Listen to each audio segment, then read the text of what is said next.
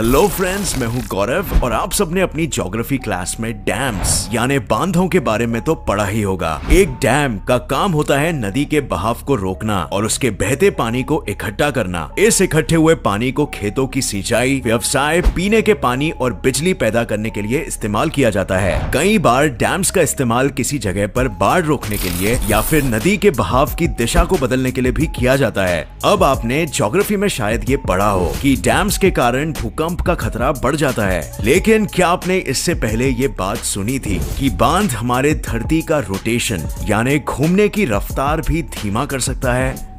डरिए मत फ्रेंड्स, अगर आपको नहीं पता था तो आप एक ऐसे इकलौते इंसान नहीं हो, क्योंकि ज्यादातर लोगों को अंदाजा भी नहीं होता। पर इस घटना का जीता जागता सबूत हमें कहीं और से नहीं बल्कि अपने ही पड़ोसी देश चाइना में मिलेगा।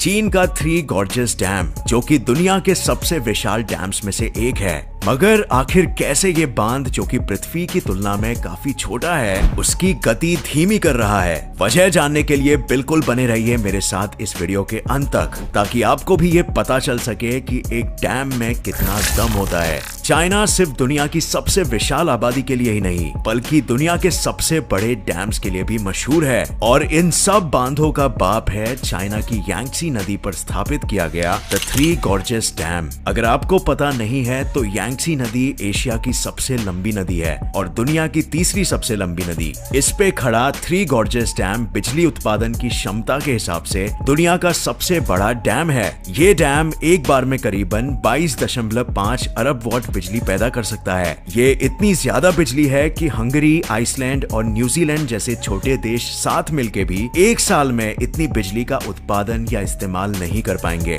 थ्री गॉर्जेस डैम के द्वारा पैदा किया गया हाइड्रो इलेक्ट्रिसिटी अकेले ही चाइना की 1.5% ऊर्जा उत्पादन के लिए जिम्मेदार है। इस बांध के बनने के कारण चाइना में फॉसिल फ्यूल्स और कोयले जैसी एनर्जी सोर्सेस का इस्तेमाल 0.05% तक कम हुआ है। थ्री गॉर्जेस डैम करीबन 660 किलोमीटर लंबा और 1.12 किलोमीटर चौड़ा है, जिसका मतलब कि इस अकेले डैम में हम अगर 6 चंडीगढ़ जैसे शहर भी फिट कर ले तब भी जगह बच जाएगी। ये जानने के बाद शायद आपको आश्चर्य नहीं होगा कि इस डैम को बनाने का खर्चा 23 बिलियन US से भी ज्यादा था। यही नहीं, इस बांध के कंस्ट्रक्शन के दौरान चाइना के 12 लाख लोगों को बेघर भी होना पड़ा था। लेकिन इतना बड़ा बांध आखिर कितना पानी अपने अंदर समा सकता है? एक समुद्र जितना?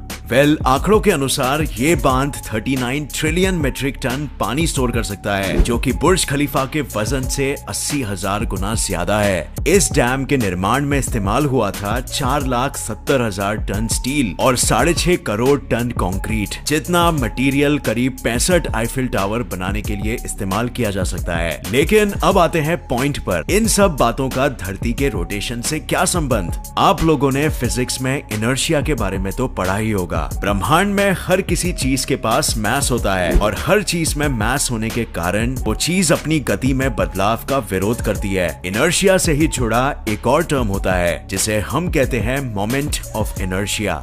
मोमेंट ऑफ इनर्शिया का जिक्र तब आता है जब हम घूमने वाली या चक्कर खाने वाली चीजों की बात करते हैं। कोई चीज कितनी तेजी से या कितनी धीमी घूमती है या फिर उसको घूमने की स्थिति में लाने के लिए कितना समय लगता है, ये सब उसके मोमेंट ऑफ इनर्शिया पर निर्भर करता है। हर चीज का मोमेंट ऑफ इनर्शिया उसके मास और उसके एक्सिस ऑफ रोटेशन के संदर्भ में उसके साइज यानी आकार पर डिपेंड करता है। मोमेंट ऑफ इनर्शिया को बेहतर समझने के लिए मैं आपको एक उदाहरण देता हूँ। कभी आपने एक बैलरीना को डांस करते हुए देखा है? अगर देखा है तो गौर कीजिए, जब भी वो लट्टू की तरह घूमती है तो वो अपने हाथ अंदर की ओर कर लेती है। बिल्कुल इसी ही तरह जब कोई डाइवर डाइव करते वक्त हवा में गुलाटी मारता है तो वो एकदम एक बॉल की तरह अपनी बाहें और अपनी टांगे अंदर की ओर ले लेता है। इससे उसे गुलाटी मारने में ना सिर्फ आसानी होती है बल्कि उसके घूमने की गति भी तेज हो जाती है, और इसका कारण ये है कि इससे उसके एक्सिस ऑफ रोटेशन के संदर्भ में उनका साइज छोटा हो जाता है, जिससे उनका मोमेंट ऑफ इनर्शिया कम हो जाता है और उनकी गति बढ़ जाती है। जितना ज्यादा मोमेंट ऑफ इनर्शिया उतनी कम उनके घूमने की गति होगी, और जितना कम मोमेंट ऑफ इनर्शिया होगा उतनी ही ज्यादा उनके घूमने की गति होगी, जैसे हमने बैलरीना वाले एग्जाम्पल में देखा था। हमारी धरती भी अपने एक्सेस में रोटेट करती है और धरती का मास उसके ऊपर बनाई गई चीजें जैसे इमारतों पर भी निर्भर करता है। जितनी बड़ी वो इमारत होगी उतना ही हमारी धरती का साइज भी बढ़ेगा, बिल्कुल जैसे किसी बैलरीना के हाथ बाहर की तरफ निकले हो। लेकिन शायद धरती के वास्तविक साइज के मुकाबले उसका साइज ज्यादा ना बढ़े, लेकिन थोड़ा तो जरूर बढ़ेगा। अब अगर हम थ्री गॉर्जेस जैसा एक डैम खड़ा कर दें जो कि ना सिर्फ वजन में ही भारी भरकम हो बल्कि विशाल भी हो, तो क्या धरती के मोमेंट ऑफ इनर्शिया पर भी असर पड़ेगा? वेल, अब आप बिल्कुल सही दिशा में सोच रहे हो। ऐसी बड़ी इमारत के कारण धरती का मोमेंट ऑफ इनर्शिया बढ़ेगा, जिससे उसके घूमने की गति धीमी हो जाएगी। लेकिन अब सवाल आता है कि कितनी धीमी? धरती के रोटेशन के कारण हमारा हर दिन 24 घंटों का होता है, यानी कि 86,400 सेकेंड्स। लेकिन अगर हम थ्री गॉर्जेस डैम के होने वाले प्रभाव की बात करें तो कैलकुलेशंस के अनुसार हमारा हर दिन करीबन 60 नैनो सेकेंड्स तक बढ़ जाता है, यानी कि आज से कुछ 500 मिलियन साल बाद ये समय जुड़ते जुड़ते 4 घंटों में तब्दील हो जाएगा और 3 बिलियन साल बाद एक एक्स्ट्रा दिन में। और अगर तब तक हमारी धरती जिंदा रही और उस पर इंसान जिंदा रहे और उन्हें इस डैम के बारे में जानकारी हुई तो शायद इस एक्स्ट्रा दिन को थ्री गॉर्जेस डे के नाम से भी मनाया जाए। धरती की गति में इस बांध के कारण सिर्फ हमारा दिन ही लंबा नहीं होता बल्कि हमारे पृथ्वी का एक्सेस भी शिफ्ट होते रहता है। इस शिफ्ट के कारण हमारे नॉर्थ पोल और साउथ पोल रोज 2 सेंटीमीटर शिफ्ट हो रहे हैं। और अब फ्रेंड्स, थ्री गॉर्जेस डैम के कारण हुए परिवर्तन छोटे जरूर हैं, लेकिन दुनिया में ये एक अकेला ही ऐसा डैम नहीं है। अकेले चाइना में ही करीब 87,000 डैम्स है,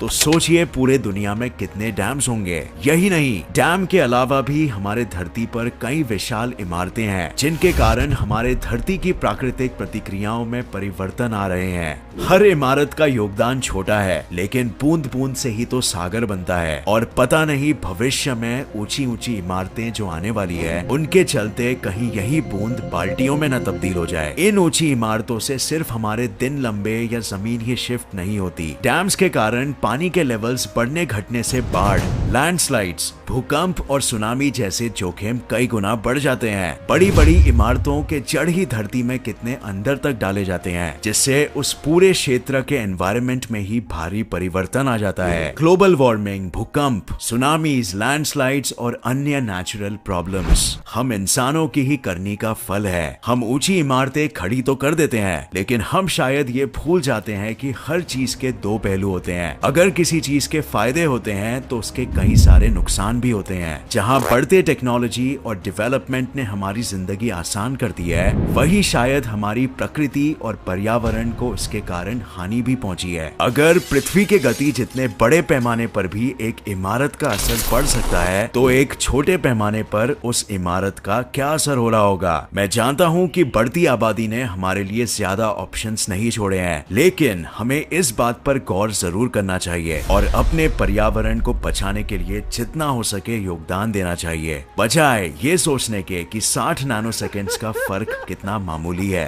ये मामूली शायद पृथ्वी के लिए हो, मगर हमारे लिए एक चेतावनी है। तो फ्रेंड्स, आज के वीडियो के लिए बस इतना ही। उम्मीद है आपको ये पसंद आया और इससे नया कुछ जरूर सीखने मिला।